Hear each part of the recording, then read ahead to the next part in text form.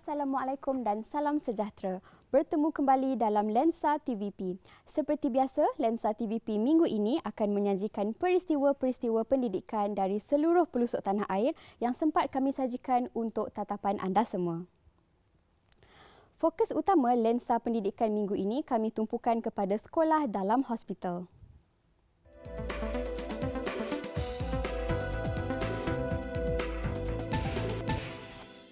Ya saudara, kenapa di hospital? Sakit, siapa yang hendak sakit kan? Semua orang hendak sihat dan menjalankan rutin harian seperti biasa, pergi ke sekolah ataupun bekerja. Apalagi apabila tibanya musim peperiksaan, dalam keadaan ini, bagaimana persekolahan mereka dan bagaimana hendak menjalani peperiksaan? Mungkin ada di antara anda melontarkan persoalan begitu. Bagi adik-adik yang masih belum tahu sekolah dalam hospital, Lensa kali ini ada jawapannya. Saksikan. Kaedah dan teknik pengajaran dan pembelajaran yang kita realisasikan di sekolah dalam hospital memang berbeza dengan sekolah arus perdana, iaitu sekolah harian biasa. Yang pertamanya, kalau difikirkan dan direalisasikan oleh guru-guru di sini, pendekatannya lebih kepada fun learning, iaitu kaedah pengajaran dan teknik yang amat menarik minat murid. Iaitu contohnya dari segi lakonan ke nyanyian, penceritaan, selalunya itu yang akan menarik minat. 4 mata pelajaran ataupun subjek utama yang ditawarkan di sekolah dalam hospital ialah Bahasa Malaysia, Bahasa Inggeris, Matematik dan Sains. Tetapi kalau ada murid yang jangka panjang iaitu tinggal di hospital melebihi 1 minggu, jika murid itu ingin belajar mata pelajaran lain seperti sejarah ataupun geografi ataupun mata pelajaran lain untuk menghadapi peperiksaan umum seperti SPM dan PMR, guru-guru di sekolah dalam hospital akan cuba menunaikan permintaan murid tersebut supaya membantu mereka untuk menghadapi peperiksaan PMR ataupun SPM mereka nanti. Maklumlah, murid-murid pun bukannya murid sihat seperti sekolah harian biasa. Jadi secara tak langsung sekiranya guru-guru antara kami yang kekeringan idea, maka setiap pagi bila datang ke sekolah memang kami ada perbincangan. Jadi di situlah input yang kami dapat dan juga kami juga belajar daripada rancangan-rancangan TV. Contohnya macam Oh My English kan memang diminati ramai. Jadi cikgu boleh aja jadi seperti Cikgu Ayu, Mr. Middleton. Itu memang diminati oleh pelajar-pelajar. Jadi secara tak langsung pembelajaran yang kami buat selalunya berkisarkan masih lagi kepada pembelajaran tajuk-tajuk yang dipelajari di sekolah harian biasa, cuma pendekatan sahaja yang berbeza dengan intonasi suara yang berbeza. Kalau dulu kala intonasi yang tinggi, lantang sebab ramai, tapi di sini muridnya sakit. Jadi intonasi yang kami gunakan juga rendah. Selain daripada itu, pada setiap hari Jumaat, kita tidak mengajar mata pelajaran teras, tetapi kita akan mengajar mata pelajaran elektif seperti agama Islam yang akan diajar oleh ustazah di sekolah kami, ataupun kita akan membuat elektif seni dan craft. Kadang-kadang kita juga akan mengajar murid-murid membuat sesuatu seperti craft tangan yang cantik, tikar anyaman, model-model alien, ulat beluncas ataupun kad-kad ucapan untuk Hari Guru, Hari Ibu, Hari Bapa. 3 bulan lepas, kita juga ada membuat kad-kad memohon doa supaya kru-kru dan penumpang-penumpang dalam MH370 selamat. Selain daripada seni dan craft, guru-guru di sini juga boleh mengajar murid-murid bercerita dan menyanyi. Itu adalah subjek-subjek elektif yang ditawarkan di sekolah dan hospital di Selayang, terutamanya di Hospital Selayang. Emosi dia memang berbeza juga di antara dengan masa kita belajar, kita mengajar masa sekolah harian biasa. Yang pertama, psikologi kita kena kuat. Kalau dulu kita tidak memikirkan, oh sempat tak aku jumpa esok student ni, oh sempat tak bila cuti panjang aja. Kalau dulu berkobar-kobar semangat nak bercuti, tapi kini bila bercuti je kita bimbang. Seperti kejadian yang baru berlaku, baru cuti 2 minggu tapi seorang murid kita telah kembali ke rahmatullah.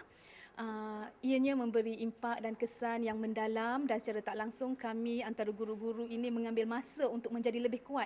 Kerana kalau kita tak kuat, murid kita juga akan tak kuat.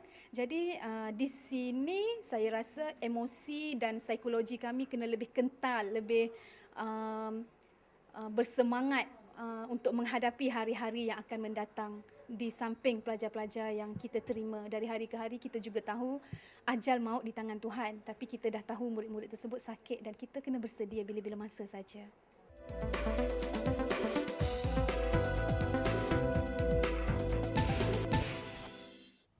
Syabas cikgu, kita berharap guru-guru yang sedang mendidik di mana sahaja mereka berada agar tabah menghadapi pelbagai cabaran, terutama guru-guru yang berada di pedalaman dan di sekolah dalam hospital. Ya saudara, untuk mengikuti perkembangan terkini berkaitan sekolah dalam hospital, kita bersama wartawan Lensa di Selayang, Selangor.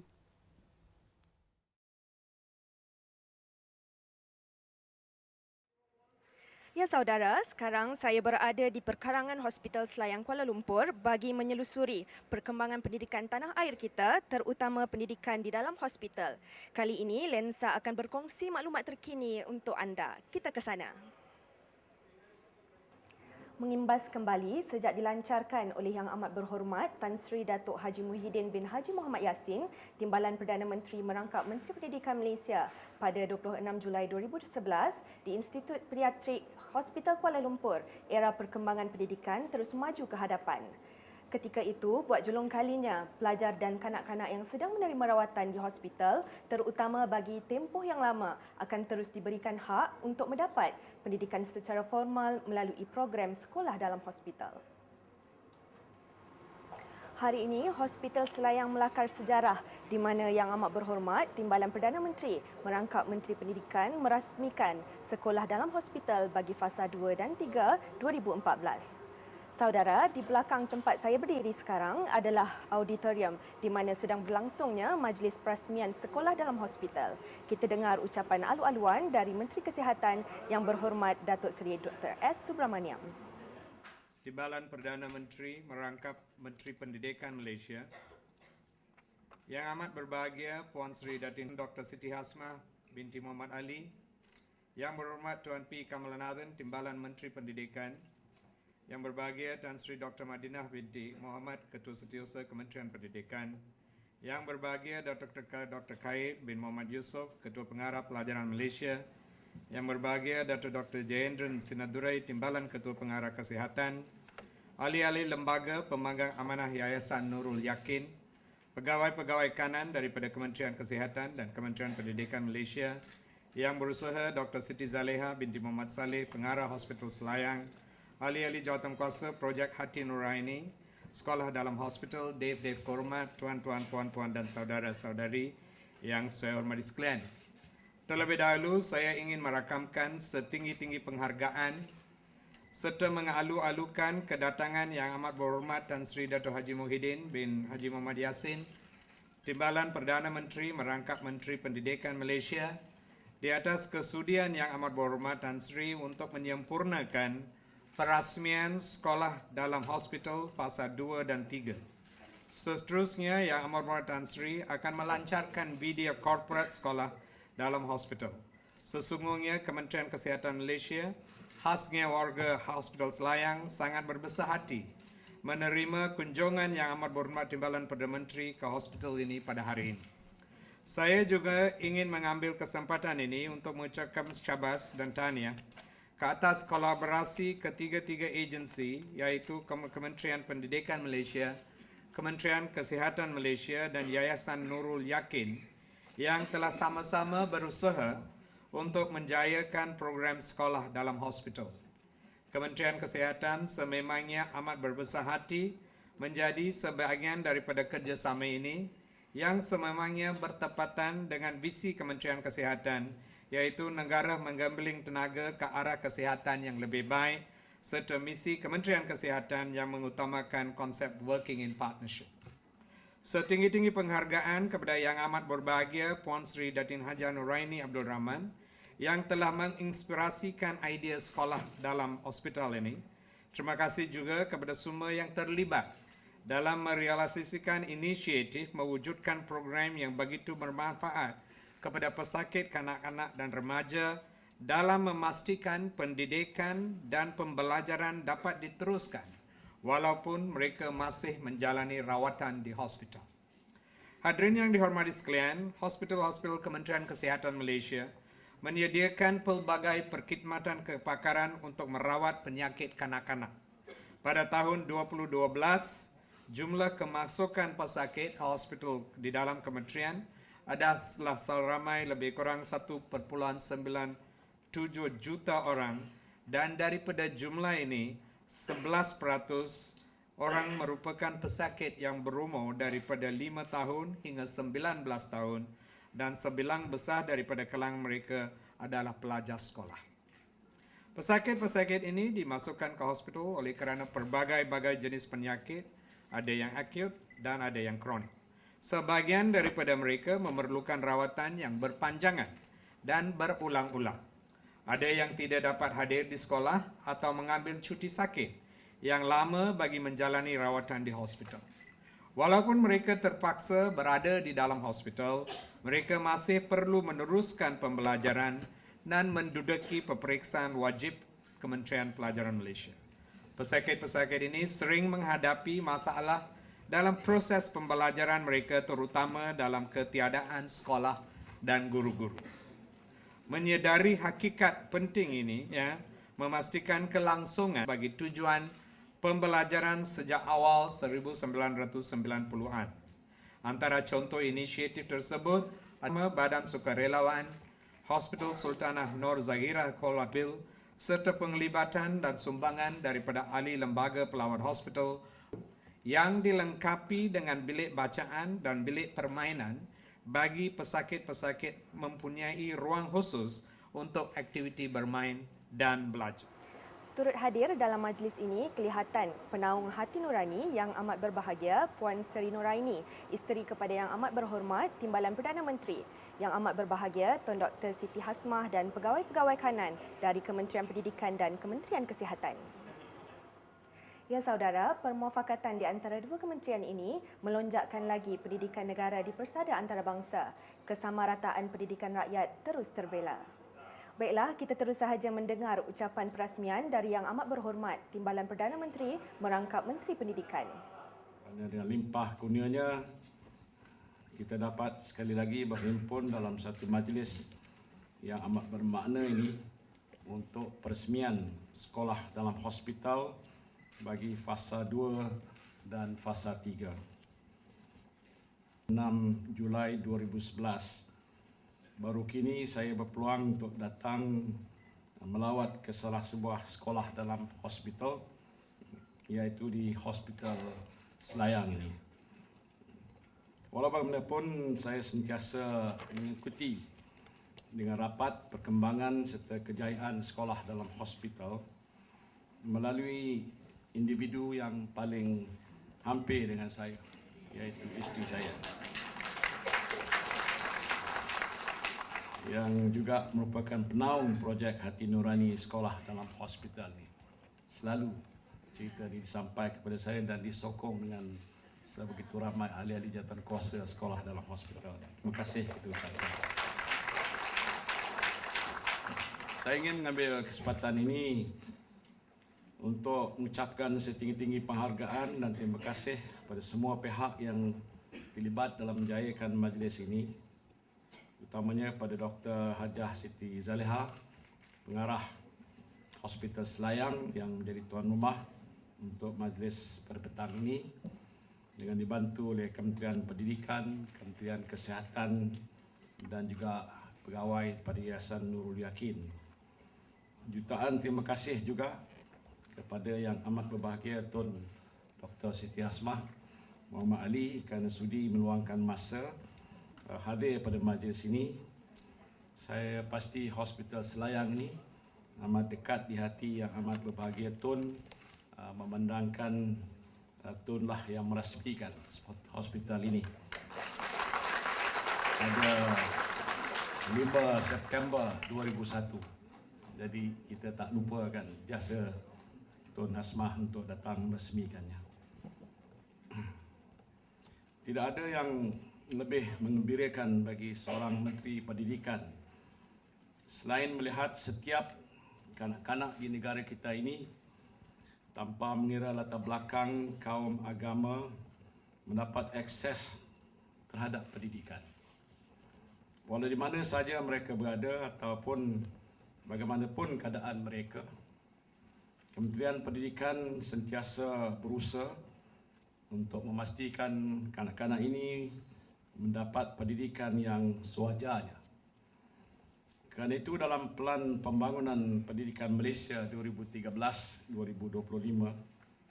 kita meletakkan akses kepada pendidikan berkualiti sebagai anjakan pertama, menunjukkan bahawa Kementerian Pendidikan amat serius dalam usaha untuk memastikan tidak ada kanak-kanak yang ketinggalan daripada mendapat pendidikan serta bergerak seiring dengan matlamat pendidikan untuk semua ataupun education for all di bawah UNESCO. Selain sekolah dalam hospital, Kementerian Pendidikan pada tahun 2013 telah menubuhkan sekolah bimbingan jalinan kasih di Chowkit, Kuala Lumpur. Inisiatif ini ialah bertujuan untuk menyediakan peluang pendidikan formal dalam persekitaran yang kondusif kepada kanak-kanak jalanan dan kanak-kanak yang terbiar di sekitar Kuala Lumpur. Dengan menggunakan kurikulum kebangsaan yang diubah suai mengikut keperluan serta pengajaran yang bersifat hands-on, SBJK ini telah memberikan ruang untuk kanak-kanak jalanan ini membentuk laluan kerjaya masing-masing. Dan buat pada masa ini terdapat lebih daripada 100 orang kanak-kanak jalanan yang sedang pembelajar di sekolah ini. Sebelum ini, Kementerian juga turut menyediakan pendidikan kepada banduan muda dan pesalah juvana melalui penubuhan Sekolah Integriti dan Sekolah Henry Gurney dengan kerjasama Kementerian Dalam Negeri serta Jabatan Penjara Malaysia. Kesemua ini merupakan sebahagian daripada usaha berterusan Kementerian Pendidikan bagi memastikan anak-anak yang kurang bernasib baik terus diberikan pendidikan yang berkualiti. Inisiatif ini turut terkandung di dalam laporan tahunan Pelan Pembangunan Pendidikan Malaysia yang baru saja saya lancarkan semalam. Hadirin yang dihormati sekalian, bermula dengan hanya 3 buah sekolah dalam hospital, ketika mula-mula dilancarkan dahulu iaitu Hospital Kuala Lumpur, Hospital Ampang dan Hospital Serdang. Kini dalam tempoh kurang daripada 3 tahun, kita telah pun mempunyai 10 buah sekolah dalam hospital. Fasa 2 ini menyaksikan sekolah-sekolah ini ditubuhkan di Hospital Sultan Aminah Johor Bahru, Hospital Sultan Haji Ahmad Shah di Temeloh, Pahang, Pusat Perubatan Universiti Kebangsaan Malaysia Ceras, Hospital Universiti Sains Malaysia Kubang Krian, Kelantan. Manakala fasa 3 melibatkan penubuhan sekolah dalam hospital di Hospital Pakar Sultanah Fatimah Muar Johor, Pusat Perubatan Universiti Melaya dan juga Hospital Selayang ini. InsyaAllah 3 buah sekolah dalam hospital di bawah fasa 4 akan menyusul tidak lama lagi iaitu di Negeri Sembilan, Sabah dan Sarawak dan dijangka mula beroperasi sebelum penghujung tahun 2014. Bagaimana yang dinyatakan oleh Yang Berhormat Menteri Kesihatan sebentar tadi, jumlah kemasukan pesakit yang berusia 5 hingga 19 tahun ke hospital-hospital di bawah KKM melebihi 200,000 orang bagi tahun 2012 saja. Manakala jumlah pesakit murid yang mendapat faedah ataupun manfaat daripada 10 buah sekolah dalam hospital bermula daripada bulan Julai 2011 sehingga bulan Mac 2014 adalah seramai 40,568 orang. Ini menunjukkan bahawa kita perlu berusaha dengan lebih gigih lagi untuk mewujudkan lebih banyak sekolah dalam hospital secara berperingkat di seluruh negara bagi memberikan manfaat kepada lebih ramai pesakit murid. Walau bagaimanapun, saya bersyukur kerana sekurang-kurangnya kita telah pun menjalankan tanggungjawab menyediakan pendidikan pada kanak-kanak bermasalah kesihatan. Tahniah diucapkan pada semua pihak yang telah berusaha gigih tanpa jemu demi pendidikan anak-anak kita yang berada di hospital, terutamanya kepada 80 orang tenaga pengajar dan 18 orang pembantu pengurusan murid yang sedang berkhidmat di 10 buah sekolah dalam hospital yang berkenaan. Sejujurnya saya terharu dengan komitmen yang mereka pamerkan. Syabas dan terima kasih kita ucap kepada mereka. Kita sering mendengar frasa laughter is the best medicine. Namun saya tertarik dengan moto sekolah dalam hospital di Hospital Kanak-kanak Evelina, London, iaitu learning is the best medicine. Dalam konteks sekolah dalam hospital di negara kita juga, saya merasakan bahawa frasa ini amat bertepatan sekali. Tidak dapat dinafikan bahawa pendekatan berasaskan didik hibur ataupun fun learning yang digunakan dalam proses pengajaran dan pembelajaran di SDH serta suasana pembelajaran secara santai dan menyeronokkan memberikan kesan yang amat positif pada proses pemulihan pesakit kanak-kanak.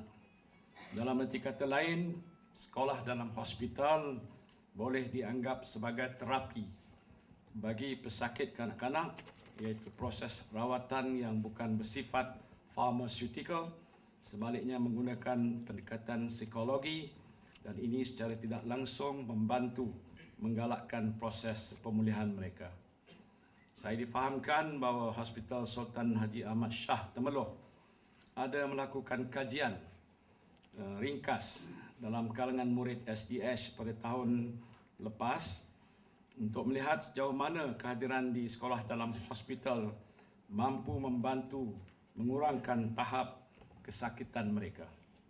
Hasil kajian tersebut menunjukkan bahawa kebanyakan pesakit murid ini menyatakan bahawa kesakitan mereka berkurangan selepas menghadiri sesi pembelajaran di sekolah dalam hospital.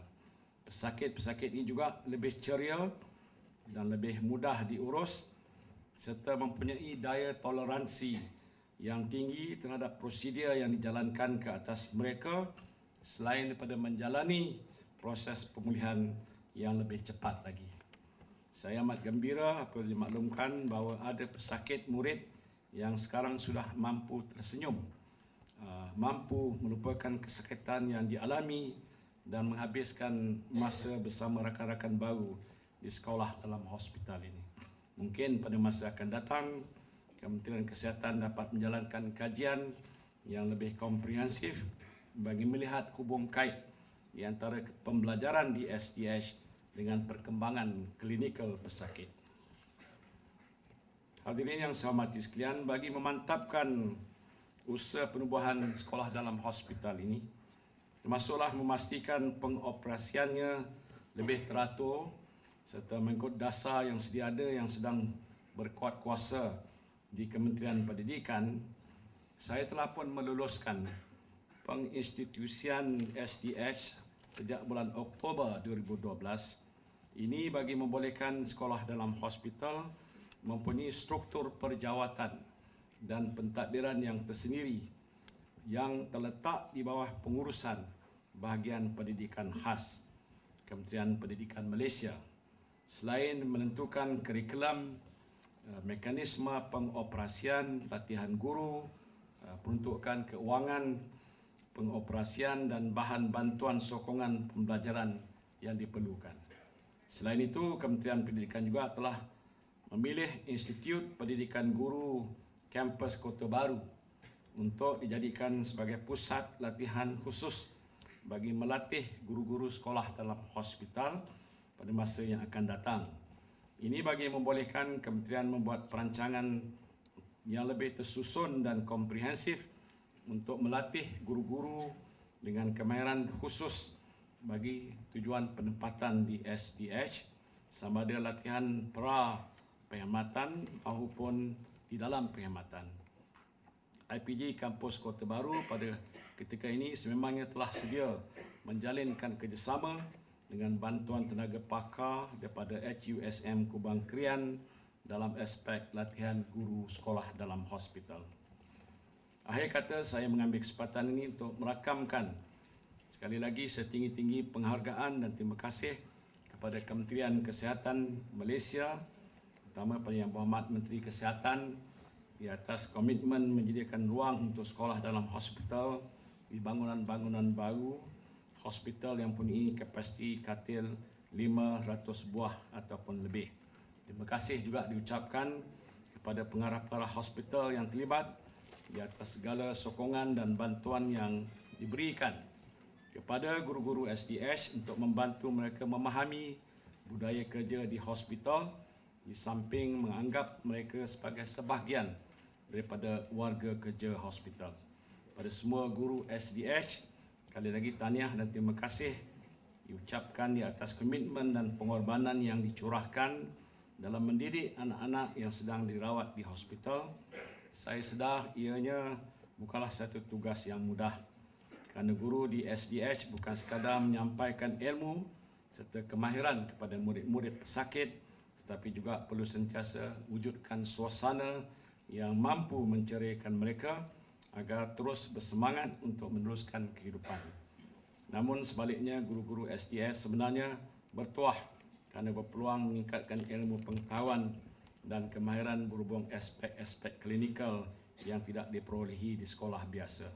Tahniah dan syabas kepada jawatan kuasa projek Hati Nurani Sekolah dalam Hospital, jawatan kuasa induk Sekolah dalam Hospital yang dipengungsikan oleh Yang Berbahagia Datuk Dr. Ketua Pengarah Pelajaran Malaysia, pegawai-pegawai di Kementerian Pendidikan dan Kementerian Kesihatan, Yayasan Nurul Yakin, serta kaki tangan hospital yang terlibat, Hospital Universiti, di atas segala usaha gigih tanpa jemu di dalam memastikan program sekolah dalam hospital dapat terus diperkembangkan ke seluruh negara.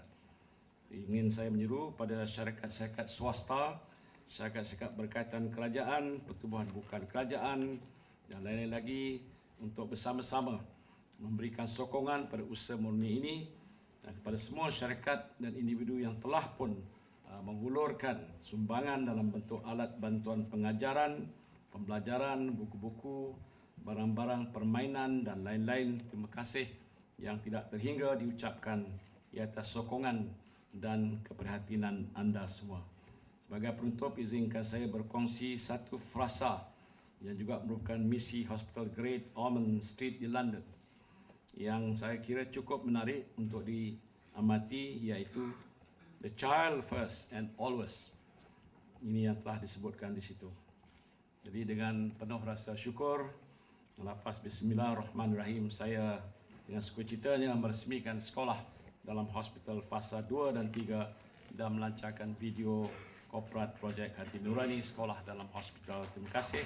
Assalamualaikum warahmatullahi wabarakatuh.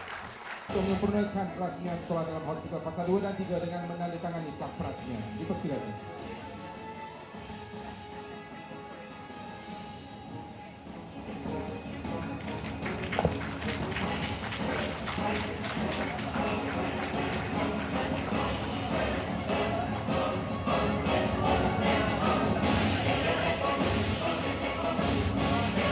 Sekolah dalam hospital fasa 2 dan 3 selepas pelancaran fasa 1 pada tahun 2011, 4 buah sekolah bagi fasa 2 dan 3 buah sekolah dalam hospital bagi fasa 3. Disempurnakan payaan video korporat projek Hati Nurani Sekolah dalam Hospital sebagai simbolik pelancarannya pada petang ini. Sebentar lagi kita akan menyaksikan video tersebut.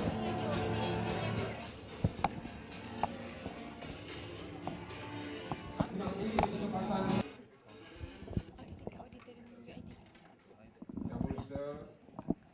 Encik Abdul Wahab bin Ibrahim, Pengarah Urus Setia Tetap Majlis Buku Bangsa Malaysia menyerahkan kepada Terima kasih.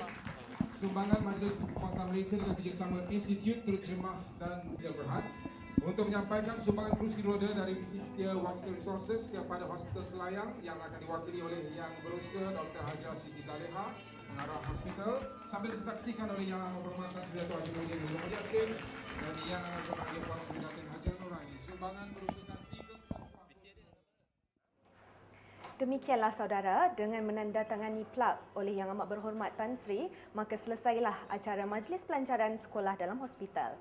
Kita juga mengucapkan tahniah kepada Majlis Buku Kebangsaan Malaysia dan Buku Visi Setiawangsa Resource Sendirian Berhad yang telah menyumbang buku kepada sekolah dalam hospital ini. Kita jumpa lagi selepas ini.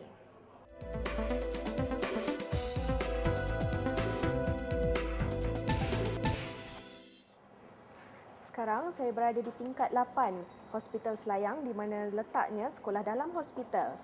Sebentar lagi Yang Amat Berhormat Tan Sri akan datang untuk melawat ke sekolah ini dan melihat sendiri keadaan di sekolah ini. Suasana kelas yang selesa dan perancangan persediaan mengajar yang rapi menjadi teras utama guru-guru di sini. Guru merangka dan mengubah suai pengajaran mengikut keperluan murid yang akan diajar. Objektif pelaksanaannya adalah bagi memastikan pembelajaran murid tidak terjejas ketika berada di ward, tidak tercicir dalam pelajaran dan terus dipelihara selaras dengan matlamat Education for All. Setiap penyakit ada ubatnya, namun penawar terbaik adalah ihsan dan keprihatinan seseorang.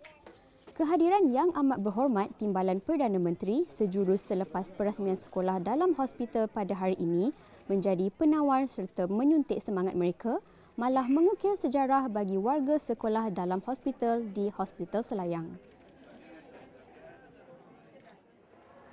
Sehingga kini terdapat 8 SDH di Malaysia, selain 3 buah SDH yang telah dibuka semasa projek ini dilancarkan hampir 3 tahun lepas, 5 buah lagi dibuka di Hospital Sultanah Aminah Johor Bahru, Hospital Sultan Haji Ahmad Shah di Kuantan Pahang, Hospital Universiti Sains Malaysia HUSM di Kelantan, Pusat Perubatan Universiti Kebangsaan Malaysia PPUKM di Kuala Lumpur dan yang terbaru Hospital Pakar Sultanah Fatimah di Muar.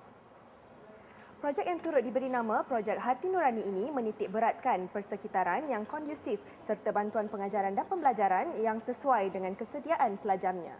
Sekian laporan daripada saya, Nur Emiliana dari Hospital Selayang, Kuala Lumpur. Ya saudara, sekolah dalam hospital merupakan satu inisiatif bersama Kementerian Pendidikan Malaysia, Kementerian Kesihatan Malaysia dan juga NGO Yayasan Nurul Yakin. Ia juga selaras dengan hasrat yang diperjuangkan oleh UNESCO iaitu Education for All dan pendidikan berterusan. Kita berbangga pendidikan hari ini semakin mendapat perhatian dari kalangan ibu bapa, terutama mereka yang mempunyai anak yang sedang dirawat di hospital. Rakyat sememangnya mengharapkan lebih banyak projek sebegini yang mengutamakan kebajikan. Semestinya keadaan ini dapat meringankan beban mereka dan pastinya sekolah dalam hospital ialah satu projek yang telah berjaya menambat hati rakyat satu Malaysia. Ya, saudara penonton, kita sudah berada di penghujung rancangan dan apa yang kami harapkan kepada para pelajar dan para penonton, sekiranya anda ingin menghantar sebarang cadangan ataupun komen yang bernas, anda boleh berbuat demikian di alamat Penerbit Lensa TVP, Bahagian Teknologi Pendidikan, Kementerian Pendidikan Malaysia, Persiaran Bukit Kiara 50604 Kuala Lumpur ataupun boleh di-emailkan kepada lensatvp@moi.gov.my. Akhir kata, saya mewakili penerbit Lensa dan seluruh warga kerja Lensa TV Pendidikan mengucapkan selamat menyambut bulan Ramadan dan selamat berpuasa. Jumpa lagi.